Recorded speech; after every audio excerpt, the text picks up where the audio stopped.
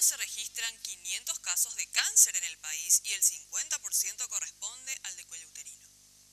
Si bien cuando iba a ser aplicada por primera vez en el año 2013 generó cierta resistencia, actualmente la vacuna contra el virus del papiloma humano es aplicada a 60.000 niñas entre los 9 y 10 años. En el presente mes de septiembre, las nacidas en el 2007 recibirán la primera dosis.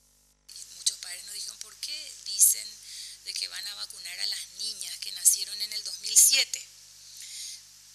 En realidad, ir a una escuela cada vez que una niña cumpla 10 años no vamos a dar abasto. Es por eso de que el denominador común es el año de nacimiento, las reunimos, ¿verdad? Y las vacunamos por concentración.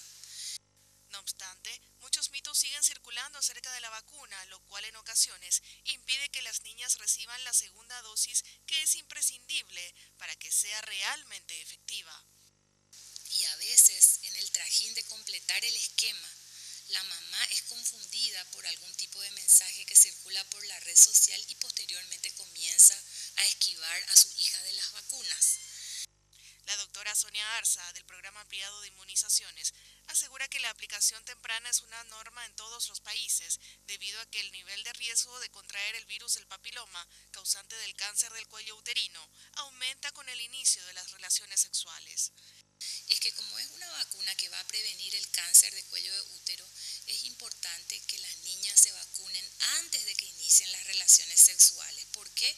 Porque una vez que inician las relaciones sexuales ya existe un 3 a un 5% cada vez que interviene en ese tipo de actividades de que quede infectada con el virus del papiloma humano.